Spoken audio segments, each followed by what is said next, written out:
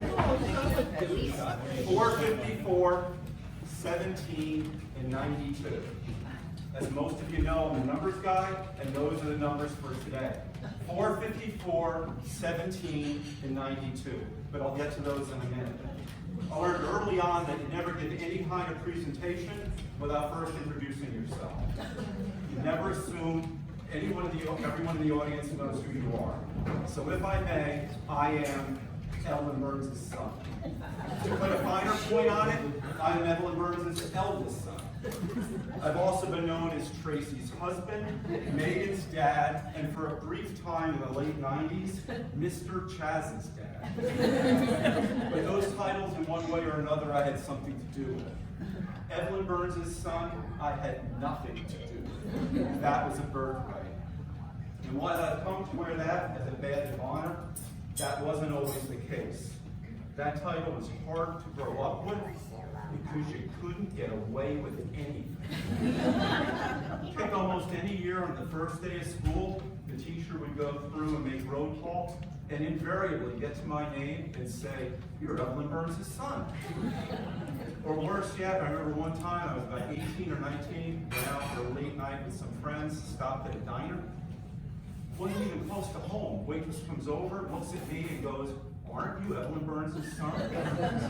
It was inescapable, but no surprise being the son of a lady who once said, "If I walk through town and come across somebody I don't know, then I know the carnival must be in town." We appreciate our parents as we get older, so like I said, it became a badge of honor. 454. That's the number of days since we stood at my mother's grave at St. Peter's for our final goodbye. If you were there, you recall me pointing out that she would not be happy.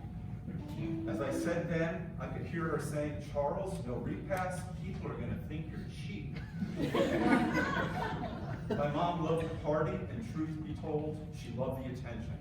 But COVID precluded us from doing the celebration of her life in an appropriate way at that time.